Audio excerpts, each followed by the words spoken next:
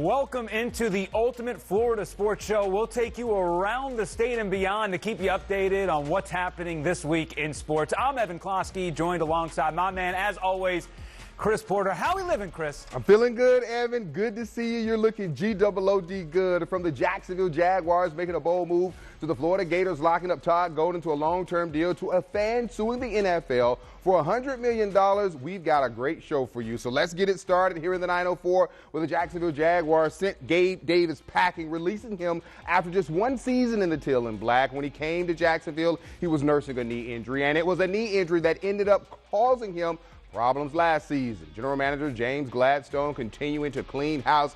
Evan, here's the deal, my friend. The emergence of Brian Thomas Jr., who had an outstanding rookie season and made the Pro Bowl, plus the addition of two-way player and now honors graduate from the University of Colorado, Travis Hunter, and the Jaguars' top brass figure, they no longer needed Gabe Davis. I get it. Gabe played hurt last year. His former teammate, Mitch Morris, who retired, came out and said Davis was a culture guy who never complained, and he just could not wrap his head around the fact that the Jags released Davis.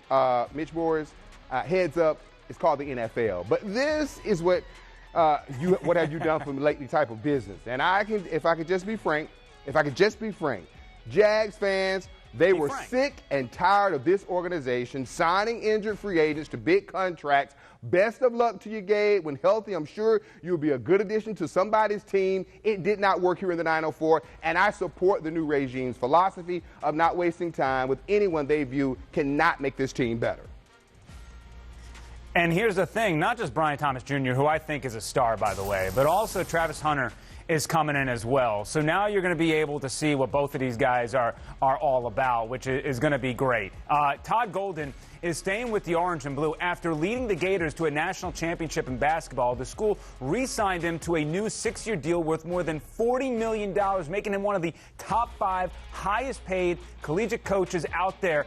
And don't get me wrong, Chris, Golden did a great job with the Gators this season, and he certainly deserved to get the bag after the season he just had. That is quite the payoff after 1 year. But I will say this, I have to give credit to the Florida Athletic Department for taking a big swing on Golden at Florida. It is a premier program, a fan base that believes they deserve to be #1 in every sport, and rightfully so. I know there were a lot of Florida alums who were not happy with an up-and-coming hire like Golden a few years ago from San Francisco, but it's proof that sometimes you don't need to always go with the sexiest name to knock it out of the park. And now we just got to see, what about Billy Napier, right? We're getting a good taste in our mouth with Billy Napier from last season. Maybe he can jump aboard the bandwagon that Todd Golden is starting here. Yeah, Billy Napier better jump aboard that bandwagon and get it started, my friends, because people are becoming sick and tired with the mediocre season. Yeah, he finished last year strong. Yeah, that was great. But again, I'm going to tell you, my friend, it's all about what you've done now. Let's get back to Todd Golden for a second. One thing I really like about this guy is his swag. He tells it like it is. During the NCAA tournament, he said, "We are the best. We will be the best." And after they won the SEC tournament title, he said, "We're going to march ourselves all the way to Evan's old stomping ground, San Antonio, and cut down the nets." And they did. And you talk about a team that was confident. You talk about a team that specialized in the dramatics. And you talk about a coach who talked the talk. And can you see me walking the walk, Evan? And he walked the walk. Todd Golden, you earned the contract, and I do believe that you're going to be in Gainesville for a while, and the Gators will be a contender every year. Now, I am curious, how do you handle that success now, right? You talk that talk, you walk that walk. Now, moving forward, how can you handle everybody else putting you on that pedestal? So that's what I want to see moving forward from Todd Golden. Evan, before you move on. The hockey now. Hold on before you move on, Evan. Bring Evan back on the screen. Evan, real quick. This is my Ric Flair. Woo! To be the man, you got to beat the man. And to beat the man, you got to be the man. And the Gators right now, they're the man. There's certainly the man. Now, again, Billy Napier's got to learn a thing or two from Todd Golden. All right. You know who's the man right now in hockey? Still the Florida Panthers. And it was a physical series between the Bolts and the Panthers. Brandon Hagel hit Panthers captain Alexander Barkov late in Game 2. He got suspended for that. Then Hagel took a hit to the head a few days later. That knocked him out for the rest of the series with a concussion. Hagel understands that hockey is a physical game, but he thought Aaron Ekblad's hit went too far. I don't know. That was as purposeful as you could possibly see a headshot to say the least. If you're going to go for someone's head, you have some things coming for you. First of all, ouch. Evan, you're in the thick of things over there. What's your take on the Florida Panthers? Because Toronto fans are not happy with the team knocking out their goalie. No, they're not. Yeah, let me first say this. I'm all for physicality, but there's a right way and a wrong way to do it. I think the Panthers are teetering on that line way too much. Matthew Tkachuk is a master at this. Other players, not so much. I don't think Hagel meant to lay out Barkov without the puck. He screwed up. He owned it. He ate the suspension. In hockey, what you do is you bring your big boy out there and you tell Hagel, you're going to have to fight or else. Come on! He would have taken on that fight. That's right. And he would have taken on that fight, but the Panthers didn't do that. Ekblad's hit was dirty, all right? Sam Bennett did something similar against Boston, against Marchand, and he knocked him out of that series in the past. So at some point, NHL player safety has to do a better job, or you just heard from Brandon Hagel himself. If things are not handled with the people who need to handle this, the players are going to do their job and handle it themselves. And when you do that, there's going to be an issue.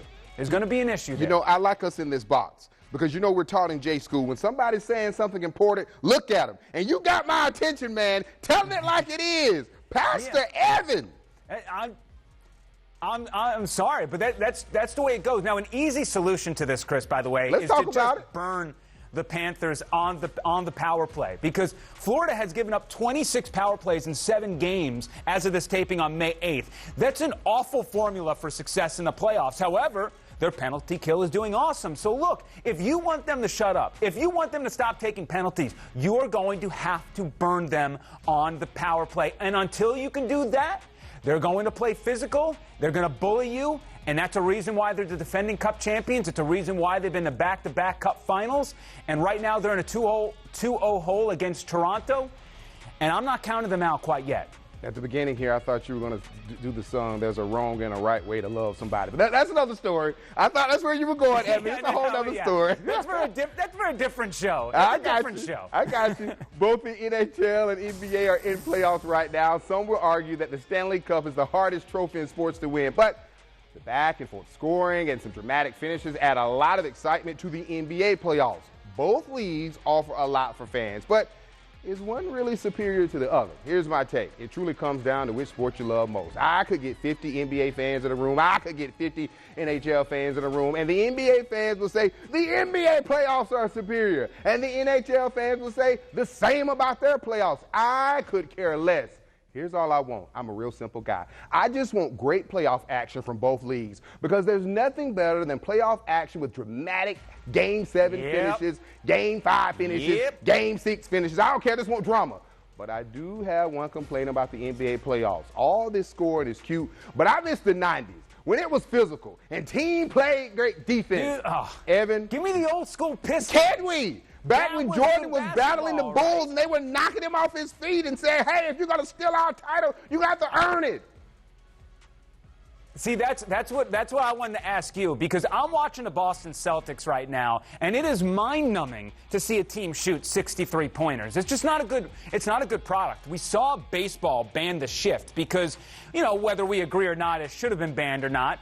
They banned it because of the entertainment value. The three-pointers, man, we have to say at some point that this is not good for the game, because I'm watching this, and if I'm watching people run up and down the court shooting threes, what's the strategy at that point? Then we're just getting shooters. I just want to see strategy again involved a little bit in the paint. I would love to see some big boy basketball down there. I want to see 7'5" guys, huge guys, down there in the paint battling for balls, and a pull-up jumper once in a while isn't a bad thing. All right, so I'm totally in agreement with you there. Did you see what I was doing on the NBA. there? I think the NHL is.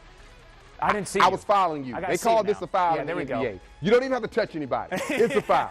Our producer, Tim, not Jim, is telling us to move on. A fan suing the NFL for Shadur Sanders dropped to the 5th round, and we'll look at the impact money is having on college football scheduling. It's a segment we call the Ultimate Rush, and it's next.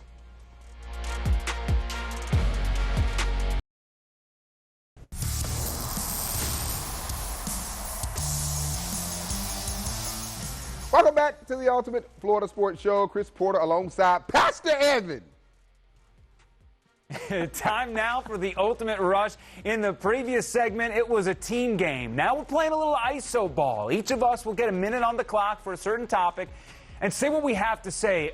Chris, you have a real good one to start. Yes, we start with that Colorado Buffaloes fan suing the NFL for emotional distress because of Shedeur Sanders' slide in the 2025 NFL draft. As we all know, Shedeur was viewed as one of the top quarterback prospects in the draft, and many experts believe he would be selected in the first round. However, he was not taken until the 5th round. Now, I find this lawsuit interesting, and I got to give you a little more insight into the lawsuit. Now, John Doe says he's a dedicated fan of the Colorado Buffaloes and that he closely followed Sanders over the past 2 college football seasons. The plaintiff claims that the report and leaked statement suggesting that Sanders' tanked interviews was not prepared and was too cocky during the pre-draft process helped create a narrative that unjustly harmed his reputation.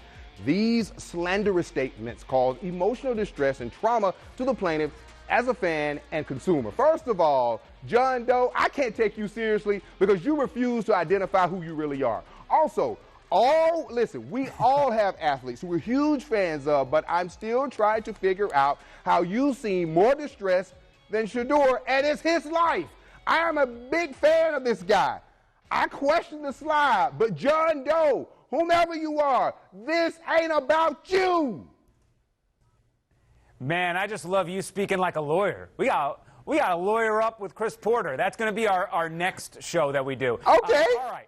Notre Dame and Clemson locked in a 12-year scheduling deal, and rumors suggest Miami and Florida State are going to be next. In terms of Miami and FSU, this would be a great thing thanks to the new way revenue is distributed amongst the teams in the conference, factoring TV ratings. All these top-tier teams in the ACC soak up the most money in the conference. We'll continue to have a situation where there is a huge gap of talent between the top programs and a handful of the others who fall out the bottom of the conference. That's nothing new, but first of all, I've been preaching this for a while. There is a better way to schedule games than saying, hey, let's do it a decade down the road, all right? Second, when this is finalized, Miami and Florida State will continue to prove they are the cream of the crop in the ACC, at least program-wise, because, man, we know FSU is going through it right now after last season on the football field. And honestly, Chris, I don't know how long the ACC will last as a Power 4 conference, but I do know the Florida schools will be taken care of when they need to make the money moves next. So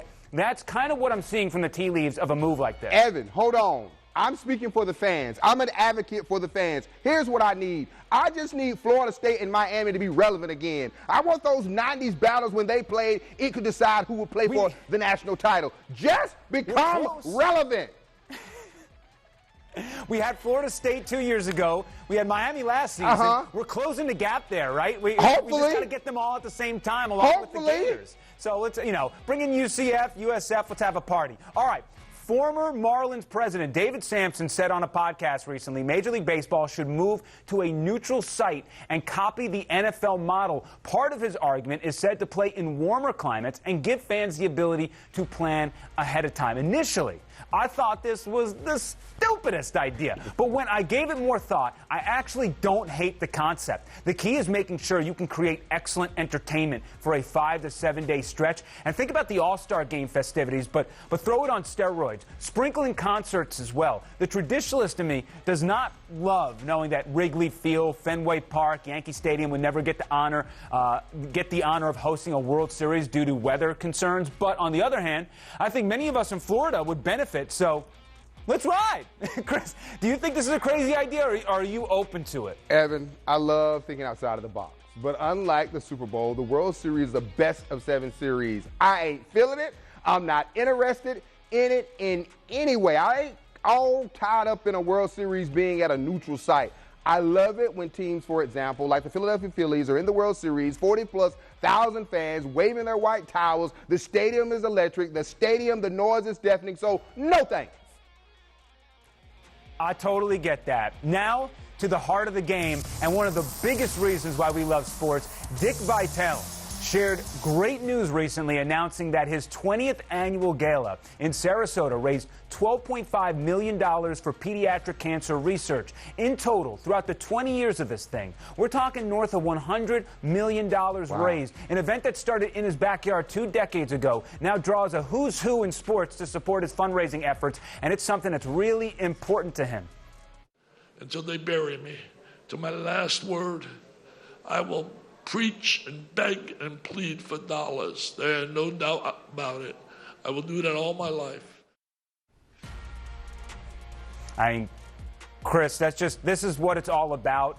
And it's interesting, Todd Golden was there in attendance. Todd Golden, the youngest head coach to win the national championship since Jim Valvano did it with NC State. And Dick Vitale having that message. I mean, we love what he does in our area over here at Tampa, Sarasota, but it's such a national-wide effort. You know, Dickie V, who's a cancer survivor and one of those college basketball analysts who we all love, his foundation's work in this battle to end cancer is just fantastic. All of us have been impacted in some form by cancer in some way, and I appreciate and I love how total strangers come together, open their wallets, open their hearts in this fight to end cancer that has taken so many of our friends and loved ones' lives. Could not have said it better. Preach on that. PGA Championship set to tee it up next week. Up next in the Ultimate Stakes, we got our picks on who we think will win the second major of the year. Let's go!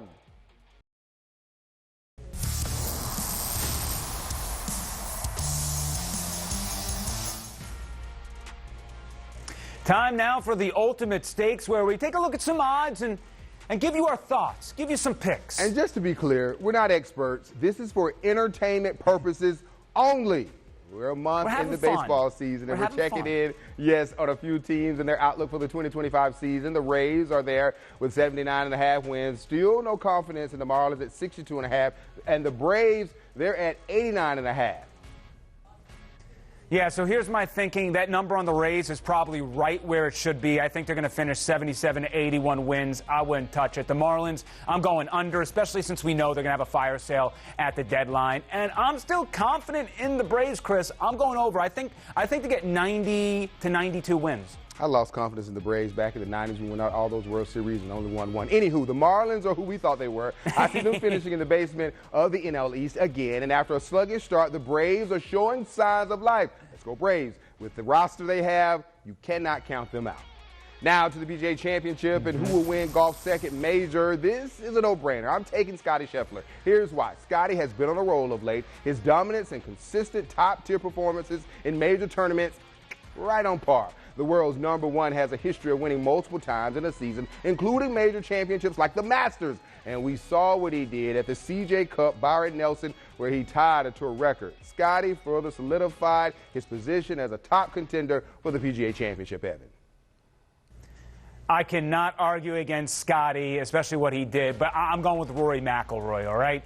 He just won at Augusta. He's got all this weight off of his shoulders, and now he heads to a course at Quail Hollow, where he has won in the past. It favors these big ball strikers. I am all in on Rory McIlroy doing it again, and this could be a very, very special year for Rory. And we have a special ending to the show. We'll be right back.